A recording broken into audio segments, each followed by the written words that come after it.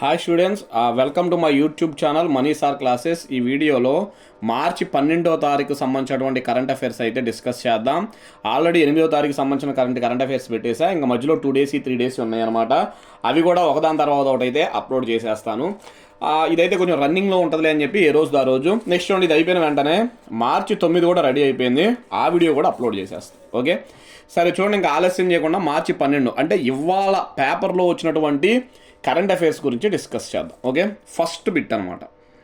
ఈ ఏడాది ఎన్నో ఐపీఎల్ సీజన్ జరగనుంది. చూడండి, ఐపీఎల్ అంటే ఏంటి? ఇండియన్ ప్రీమియర్ లీగ్ అనమాట. ఎన్నోది జరగనుంది అంటే 19వది జరగనుంది. ఎన్నోది? 19. ఐపీఎల్ 19వ సీజన్ తొలి దశ షెడ్యూల్ ఖరారైంది. చూడండి, నిన్నటి రోజున దీని షెడ్యూల్ ఖరారు చేశారనమాట. ఇరాన్తో అమెరికా ఇజ్రాయిల్ యుద్ధం కారణంగా విమాన ప్రయాణాలతో సహా అనేక సమస్యలు ఉన్నప్పటికీ ఈ నెల 28న మొదలయ్యే ఐపీఎల్ కొత్త సీజన్లో తొలి T20 మ్యాచ్ల షెడ్యూల్ను అయితే బీసీసీఐ ప్రకటించింది. చూడండి, అనేక సమస్యలు ఉన్నాయి. ఎందుకంటే ఐపీఎల్ చూడడానికి, ఐపీఎల్ ఆడడానికి ప్రపంచంలో చాలా దేశాల నుంచి వస్తూ ఉంటారు. వాళ్ళకి మరి అనేక రిస్కులు ఉంటాయి. ఈ ఇజ్రాయెల్ మీద, ఇరాన్ మీద, వాళ్ళ భూభాగాల మీద నుంచి రావడానికి లేదనమాట. అందుకని అన్నింటిని దృష్టిలో పెట్టుకొని మొత్తం మ్యాచ్లను అయితే అనౌన్స్ చేయాలా. మస్ట్ తొలి దశ మ్యాచ్లను అయితే అనౌన్స్ చేశారు. బెంగళూరులో జరిగే మొదటి మ్యాచ్లో డిఫెండింగ్ ఛాంపియన్ రాయల్ ఛాలెంజర్స్ బెంగళూరును సన్ రైజర్స్ హైదరాబాద్ పోటీ పడనున్నాయి. చూడండి, బెంగళూరు రాయల్ ఛాలెంజర్స్ బెంగళూరు అంటే ఆర్సీబీ అంటారు. లాస్ట్ టైం కప్పు కొట్టింది ఎవరు అంటే ఆర్సీబీనే. అదవుతుందా? ఐపీఎల్ హిస్టరీలో first time RCB, Virat Kohli ఉన్న టీము మ్యాచ్ గెలిచింది. ఇప్పుడు వాళ్ళు Sunrisers Hyderabad first match అయితే ఆడబోతున్నారంట. ఓకే, ఇంపార్టెంట్, గుర్తుపెట్టు. Next 2 very very important bit. మొన్న గ్రూప్ డీలో, అదవుతుందా, మొన్న జనవరిలో జరిగిన గ్రూప్ డీలో బిట్ అడిగాడు. అదవుతుందా? అయితే అది లాస్ట్ ఇయర్ ఎడిషన్ అడిగాడు, ఇప్పుడు సెకండ్ ఎడిషన్ వచ్చింది. ఆర్థిక ఆరోగ్య సూచి 2026 పేరుతో ఏ సంస్థ తన నివేదికను విడుదల చేసింది అంటే నీతి ఆయోగ్ అంటారు. ఏంటిది? నీతి ఆయోగ్.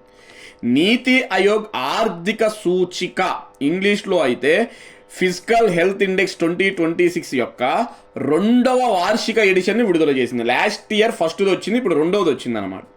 ఇది భారత రాష్ట్రాల ఆర్థిక పనితీరు మరియు ఆర్థిక స్థిరత్వం అంచనా వేయడానికి రూపొందించిన నివేదిక. ఈ నివేదికను నీతి ఆయోగ్ వైస్ చైర్మన్ శుభన్ బేరీ మరియు నీతి ఆయోగ్ సీఈఓ నిధి బచ్చర్ ఇద్దరు కలిసి న్యూఢిల్లీలో అయితే విడుదల చేశారు. గత ఏడాది 18 రాష్ట్రాలను అంచనా వేయగా ఇప్పుడు దేశంలో మొత్తం 28 రాష్ట్రాలను అంచనా వేశారు. దీన్ని ఎలా విభజించారు అంటే 18, 10గా విభజించారు. 18 ఏమో రాష్ట్రాలు, 10 ఏమో ఈశాన్య రాష్ట్రాలు ప్లస్ మనకి ఈ హిమాలయ ప్రాంతాలు, వాటిని సపరేట్గా వదిలేరు. మెయిన్ ఈ 18 రాష్ట్రాల్లోనే చూసుకోవాలి మనం. అదోన్నా ఈ 18 రాష్ట్రాలను ఆర్థిక ఆరోగ్య సూచిక, అదోన్నా ఆర్థిక ఆరోగ్య సూచిక ఫిజికల్ హెల్త్ ఇండెక్స్ అంటారు. దీంట్లో రాష్ట్రాల పనితీరును బట్టి 3 కేటగిరీలుగా విభజించారు. Main top performers, achievers, 2 front runners, 3 bottom performers. అదవుతుందా అని ఇలా చాలా రకాలుగా వర్గీకరించారు. మెయిన్ ఈ 3, ఇంకా చాలా రకాలు ఉన్నాయిలే కానీ top performers, front runners, bottom performers అని చెప్పి 3 రకాలుగా విభజించాడు. టాప్ పర్ఫార్మెన్స్లో ఫస్ట్ ప్లేస్లో ఎవరున్నారు అంటే ఒడిస్సా, సెకండ్ ప్లేస్లో గోవా, 3వ ప్లేస్లో జార్ఖండ్. మొన్న గ్రూప్ డి ఎగ్జామ్లో ఇది అడిగాడు. ఎలా అడిగాడు అంటే ఆర్థిక ఆరోగ్య సూచిక 2025లో ఏ రాష్ట్రం అగ్రస్థానంలో ఉంది అని అడిగాడు. ఒడిస్సా. ఇది మొన్న అడిగిన బిట్టు. అదవుతుందా? సెకండ్ ప్లేస్లో గోవా, 3వ ప్లేస్లో జార్ఖండ్. మరి ఫ్రంట్ రన్నర్స్లో ఎవరున్నారు? గుజరాత్ 4, మీరు టాప్ 4 గుర్తుపెట్టుకోండి. అదవుతుందా? 4 గుజరాత్, 5 మహారాష్ట్ర, 6 ఛత్తీస్గఢ్, 7 తెలంగాణ, 8 ఉత్తరప్రదేశ్, 9 కర్ణాటక. ఇక బాటమ్ పర్ఫార్మర్స్ అంటే వీళ్ళ పనితీరు అసలు సరిగ్గా బాగాలేదన్నమాట. కేరళ 15, వెస్ట్ బెంగాల్ 16, ఆంధ్రప్రదేశ్ 17, పంజాబ్ 18. చూడండి, పంజాబ్ చివరి స్థానంలో ఉంది. చివరి నుంచి 2వ స్థానంలో అయితే మన ఆంధ్రప్రదేశ్ ఉందన్నమాట, మన తెలుగు రాష్ట్రం ఉందన్నమాట. అదవుతుందా? దేంటో ఆర్థిక ఆరోగ్య సూచిలో. ఈ నివేదిక చాలా ఇంపార్టెంట్. నేను మళ్ళా చెప్తున్నా, ఖచ్చితంగా అయితే రేపు ఎగ్జామ్లో మిమ్మల్ని టచ్ చేస్తాడు. ఓకే, నెక్స్ట్ దాని తర్వాత చూడండి, తెలంగాణ రాష్ట్ర గవర్నర్గా ఎవరు బాధ్యతలు స్వీకరించారు? తెలంగాణ రాష్ట్ర గవర్నర్గా ఎవరు బాధ్యతలు స్వీకరించారు అంటే శివప్రతాప్ శుక్లా అంటారు. శివ ప్రతాప్ శుక్లా. హైదరాబాదులోని లోక్ భవన్లో జరిగిన కార్యక్రమంలో రాష్ట్ర హైకోర్టు ప్రధాన న్యాయమూర్తి జస్టిస్ అపరేష్ కుమార్ సింగ్ ఆయనతో ప్రమాణ స్వీకారం చేయించారు. చూడండి, తెలంగాణ నూతన గవర్నర్ ఎవరు? శివప్రతాప్ శుక్లా. ఈయన చేత ఎవరు ప్రమాణ స్వీకారం చేయించారంట? అపరేష్ కుమార్ సింగ్. ఎవరు అపరేష్ కుమార్ సింగ్? రాష్ట్ర హైకోర్టు, తెలంగాణ రాష్ట్ర హైకోర్టు ప్రధాన న్యాయమూర్తి. రాజ్యాంగం ప్రకారం గవర్నర్ చేత హైకోర్టు ప్రధాన న్యాయమూర్తి ప్రమాణ స్వీకారం చేయించాలి. గవర్నర్ చేత హైకోర్టు ప్రధాన న్యాయమూర్తి చేపిస్తాడన్న. ఈ హైకోర్టు ప్రధాన న్యాయమూర్తి చేత అయితే గవర్నర్ ప్రమాణ స్వీకారం చేయిస్తాడు. ఇది రాజ్యాంగం ప్రకారం ఉంటుంది. ఓకే, ఈ ప్రమాణ స్వీకార ఉత్సవానికి ముఖ్యమంత్రి రేవంత్ రెడ్డి ముఖ్య అతిథిగా హాజరయ్యారు. చూడండి, దీనికి మెయిన్ పర్సన్ రేవంత్ రెడ్డి గారు అయితే హాజరయ్యారు. ఓకే, నెక్స్ట్ 4, ఫీఫా ప్రపంచ కప్ నుంచి వైదొలుగుతున్నట్లు ప్రకటించిన దేశం ఏది? ఫీఫా వరల్డ్ కప్ నుంచి వైదొలుగుతున్నట్లు ప్రకటించిన దేశం ఏది అంటే ఇరాన్. ఏ దేశం? ఇరాన్. ఇరాన్ ఫీఫా ప్రపంచ కప్ నుంచి వైదొలుగుతున్నట్లు ఇరాన్ క్రీడా మంత్రి అహ్మద్ డోన్యామాలి అధికార ప్రకటన చేశారు. చూడండి, ఇరాన్ మేము ఆడమని చెప్పేసి అధికార ప్రకటన ఇరాన్ క్రీడా శాఖ మంత్రి అహ్మద్ డోన్యామాలి గారు ప్రకటన చేశారు. ఈ ఏడాది ఫీఫా ప్రపంచ కప్ అమెరికా, కెనడా, మెక్సికో దేశాల్లో జరుగుతుంది. దేశాల్లో జరుగుతున్న విషయం మనకు తెలిసిందే. అదొన్నా ఈ 3 దేశాలు కలిసి హోస్ట్ చేస్తున్నాయి. ప్రస్తుతం అమెరికా, ఇజ్రాయెల్ కలిసి ఇరాన్ దేశం మీద దాడులు చేస్తుంది. ఎంతోమంది అమాయక ప్రజల మరణానికి కారణమైన అమెరికా దేశంలో ఆడబోమని ఇరాన్ స్పష్టం చేసింది. యుద్ధం జరుగుతున్న నేపథ్యంలో మేము అక్కడ ఆడం వాళ్ళతో అని చెప్పి అయితే క్లియర్గా చెప్పేసింది అన్నమాట. ఓకే, నెక్స్ట్ దాని తర్వాత చూడండి 5, ఇరాన్ కొత్త సుప్రీం నేతగా ఎవరు ఎన్నికయ్యారు? ఇరాన్ కొత్త సుప్రీం నేతగా ఎవరు ఎన్నికయ్యారు అంటే మొజ్తబా ఖమేనీ అంటారు. Mojtaba Khamenei. గత నెల 28న అమెరికా, ఇజ్రాయెల్ నిర్వహించిన సంయుక్త దాడిలో ఇరాన్ సుప్రీం నేత అయాతుల్లా అలీ ఖమేనీ ప్రాణాలు కోల్పోయిన సంగతి మనకు తెలిసిందే. చూడండి, ఈయన చనిపోయాడు. మన భారతదేశంలో కూడా చాలామంది ముస్లిమ్స్ రోడ్డు మీదకి వచ్చి ధర్నాలు కూడా చేశారు. ఈయనకి సంతాపం ప్రకటించారు మన భారత ప్రభుత్వం కూడా. అదో చాలా పెద్ద ఇష్యూనే, కాంట్రవర్సీ అయిందనమాట. ఈయన చనిపోయిన విషయం మనకు తెలిసిందే. అయతుల్లా అలీ ఖమేనీ యొక్క కుమారుడు మొజ్తబా ఖమేనీ ఇరాన్ కొత్త సుప్రీం నేతగా ఎన్నికయ్యారు. సుప్రీం నేతగా ఎన్నికైన తరువాత మొజ్తబా ఖమేనీ ఎక్కడా బహిరంగంగా మాట్లాడలేదు. చూడండి, అసలు బయటికే రాలేదన్నమాట. అయితే న్యూయార్క్ టైమ్స్ పత్రిక అతనికి ఆరోగ్యం బాగోలేదని పేపర్లో వేయడం చర్చనీయాంశమైంది. న్యూయార్క్ టైమ్స్ పత్రిక ఏం చెప్తుందంటే వీళ్ళ నాన్న మీద దాడి జరిగినప్పుడు ఆయన అక్కడే ఉన్నాడు, ఆ దాడిలో ఆయనకు కూడా గాయాలైనాయి అని చెప్పి చెబుతుంది. అది నిజమా అబద్ధమా మనకు తెలియదు. మనకి సుప్రీం నేత ఎవరు, ఇరాన్ సుప్రీం నేత ఎవరు అంటే మొజ్తబా ఖమేనీ అనమాట. ఓకే, నెక్స్ట్ దాని తర్వాత చూడండి 6వ బిట్ అనమాట. ఓకే, 6, భారత్ పెట్రోలియం యొక్క సిటీ గ్యాస్ డిస్ట్రిబ్యూషన్ నెట్వర్క్ను ఎక్కడ ప్రారంభించారు? భారత్ పెట్రోలియం ఉంది కదా, దీని యొక్క సిటీ గ్యాస్ డిస్ట్రిబ్యూషన్ నెట్వర్క్ను ఎక్కడ ప్రారంభించారంటే తిరుచిరాపల్లి అంటారు. తిరుచిరాపల్లి తమిళనాడు రాష్ట్రంలోని తిరుచిరాపల్లిలో సుమారు 5,600 కోట్ల విలువైన బహుళ అభివృద్ధి ప్రాజెక్టులను ప్రధాని నరేంద్ర మోడీ ప్రారంభించారు. చూడండి, మనకి తమిళనాడులో ఎలక్షన్స్ జరగబోతున్నాయి కదా, ఈ టైంలోనే ఇలాంటి ప్రాజెక్టులు అన్నీ కూడా వస్తుంటాయి, ఎగ్జామ్లు అడుగుతాడు. ఓకే, తిరుచిరాపల్లిలో 5,600 కోట్లు దండ. ఈ కార్యక్రమంలో ప్రధాన ప్రకటనల్లో ఒకటి భారత్ పెట్రోలియం యొక్క సిటీ గ్యాస్ డిస్ట్రిబ్యూషన్ నెట్వర్క్కు శంకుస్థాపన చేశారు. చాలా కార్యక్రమాలు స్టార్ట్ చేశారు, దాంట్లో ఇది ఒకటి, సిటీ గ్యాస్ డిస్ట్రిబ్యూషన్ నెట్వర్క్ అనేది కూడా ఒకటి అన్నమాట. ఓకే, నెక్స్ట్ ఈ నెట్వర్క్ దాదాపు 9 లక్షల గృహాలకు మరియు అనేక వాణిజ్య సంస్థలకు పైప్డ్ న్యాచురల్ గ్యాస్ కనెక్షన్ అందిస్తుంది. చూడండి, పిఎన్జి అంటారు. అదొన్నా ఈ కనెక్షన్స్ అయితే ఇవ్వబోతుంది అన్నమాట.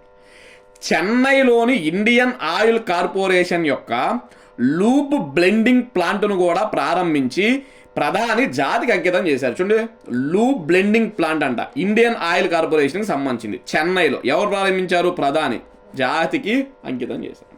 ఓకే, ఇది కూడా మనకి పేపర్లో వచ్చింది. నెక్స్ట్ చూడండి 7, కోమాలోకి వెళ్ళిన ఏ యువకుడికి సుప్రీంకోర్టు కారుణ్య మరణంకు అనుమతి ఇచ్చింది? కారుణ్య మరణం అంటారు, మెర్సీ కిల్లింగ్ అంటారు. అదవుతుందా? మెర్సీ కిల్లింగ్ అంటారు. కారుణ్య మరణంకు అనుమతి ఇచ్చిందంటే హరీష్ రాణా. ఎవరు? హరీష్ రాణా.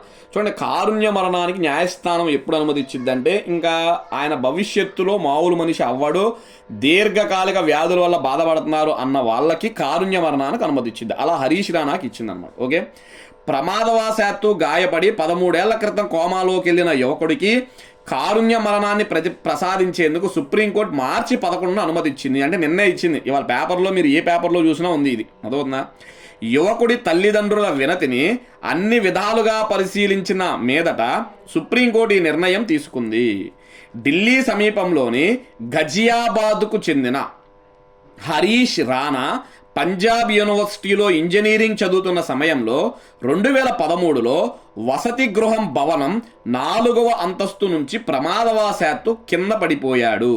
తలకు తీవ్రమైన గాయమై కోమాలోకి వెళ్ళిపోయాడు. చూడండి, భయంకరంగా దెబ్బ తగిలి కోమాలోకి వెళ్ళిపోయాడు అనమాట. 13 ఏళ్లగా దగ్గరుండి చూసుకుంటున్న తల్లిదండ్రులు ఆ బాలుడి పరిస్థితి చూడలేక రాష్ట్రపతి ప్రధానమంత్రికి లేఖలు రాశారు. ఇప్పుడు 4 years బ్యాకే రాశారు వీళ్ళు. అదవునా? కారుణ్య మరణం తీర్పు కోసం మేము గత 3 ఏళ్లుగా పోరాడుతున్నామని తల్లిదండ్రులు చెప్పారు. చూడండి, ఈ అబ్బాయి ఇంకా లైఫ్లో మామూలు మనిషి అవ్వలేడు. జీవితం మొత్తం అలా ఉండాల్సింది. ఆయన ఫుడ్ కూడా సిలెన్స్ ద్వారా ఇస్తారు. ఆహారాన్ని ఫుడ్ని మిక్సీలో వేసేసి దాన్ని లిక్విడ్గా మార్చి అలా ఇస్తున్నారంట. ఇక లైఫ్ మొత్తం అలాగే ఇవ్వాలి. సో తల్లిదండ్రులు ఆ పరిస్థితిని చూడలేక ఏం చేశారు? ఇచ్చేశారన్నమాట. అదవుతుందా? సుప్రీంకోర్టు అయితే ఫైనల్గా కారుణ్య మరణానికి అనుమతి తెలిపింది. ఓకే, కారుణ్య మరణం అంటే సింపుల్, ఆ పిల్లోడికి ఫుడ్ ఇవ్వడం ఆపేస్తారు, ట్యాబ్లెట్స్ ఇవ్వడం ఆపేస్తారు. అదవుతుందా? ఫుడ్ ఇవ్వడం, ట్యాబ్లెట్ ఇవ్వడం ఆపేస్తే ఒక 4 డేస్కో 5 డేస్కో బాబు ఏమవుతాడు? చనిపోతాడు. దీన్ని మెర్సీ కిల్లింగ్ అంటారు.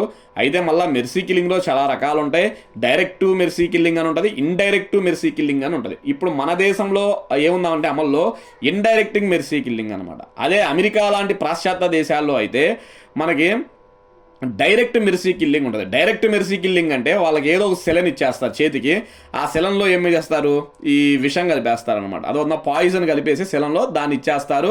అది ఒంట్లోకి వెళ్ళి అలా చనిపోతారు. అది డైరెక్ట్ మెర్సీ కిల్లింగ్.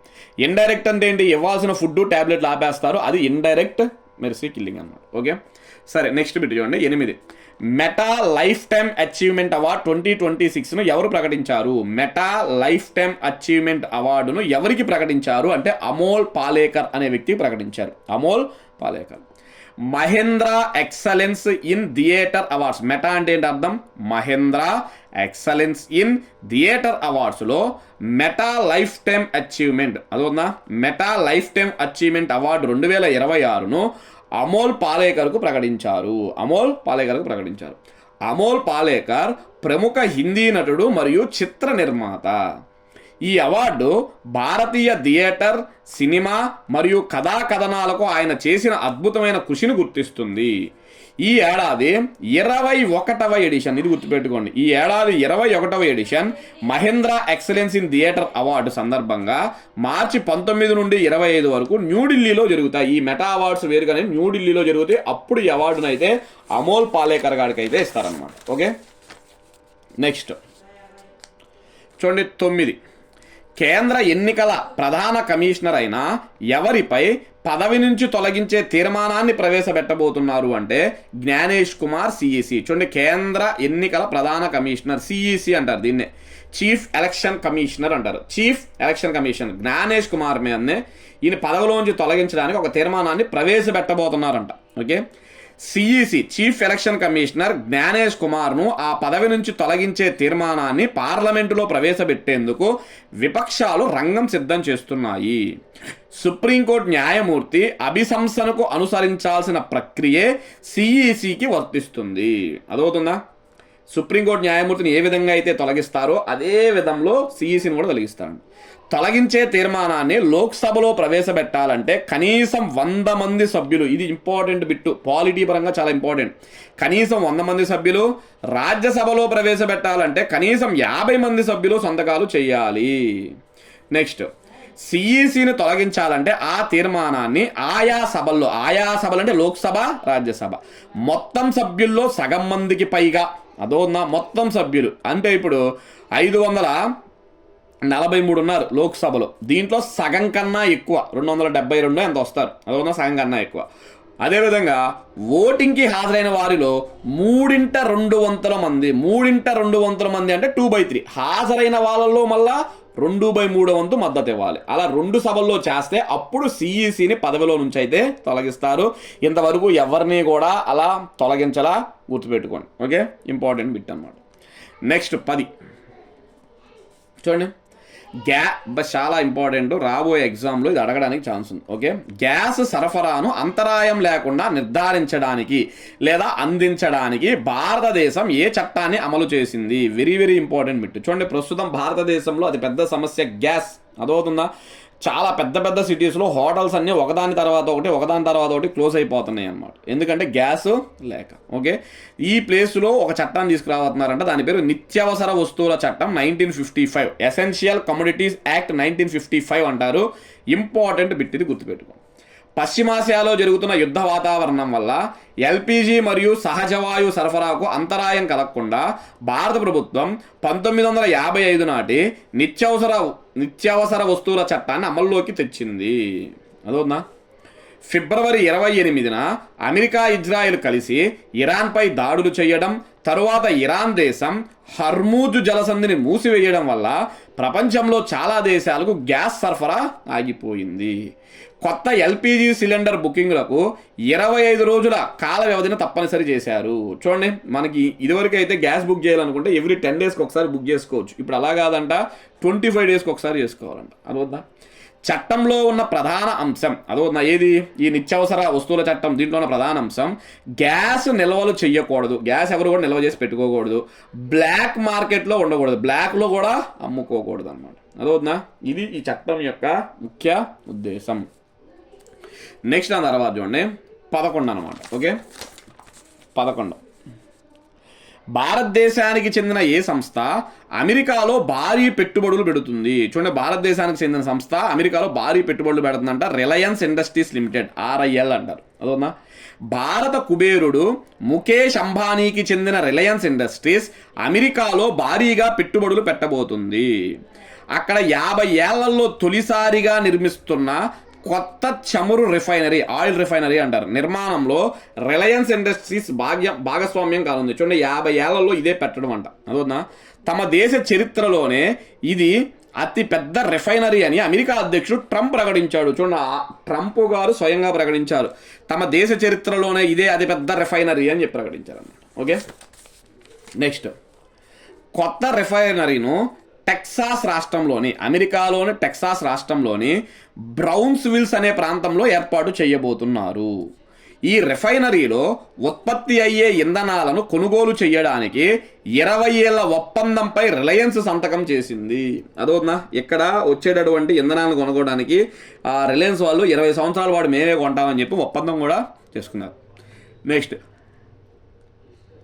రిలయన్స్ భాగస్వామిగా ఉన్న ఈ ప్రాజెక్టుకు నిమిత్తం $300 బిలియన్ దాదాపు 27 లక్షల కోట్ల ఒప్పందం జరిగిందని ట్రంప్ అయితే ప్రకటించారు. చూడండి, 27 లక్షల కోట్ల ఒప్పందం అంట. అదవుతుందా? నెక్స్ట్, అమెరికాలో రిలయన్స్ నిర్మించనున్న తొలి రిఫైనరీ ఇదే కానుంది. అమెరికాలో రిలయన్స్ ఇండస్ట్రీ వాళ్ళు నిర్మించనున్న తొలి రిఫైనరీ అయితే ఇదే కానుందంట. అదవుతుందా? ఓకే, ఇవి స్టూడెంట్స్ మనకి ప్రధానంగా 12వ తారీఖుకి సంబంధించినటువంటి కరెంట్ అఫైర్స్ అన్నమాట. అదోనా? దీంతో పాటు వెంటనే 9వ తారీఖుకి సంబంధించినటువంటి కరెంట్ అఫైర్స్ కూడా అప్లోడ్ చేస్తా. Thank you so much. చాలామంది చూస్తున్నారు, నన్ను ఇలాగే సపోర్ట్ చేయండి. మిమ్మల్ని నుంచి నేను ఒకటే అడుగుతున్నా, చిన్న లైక్ అయితే చేయండి. Okay, thank you.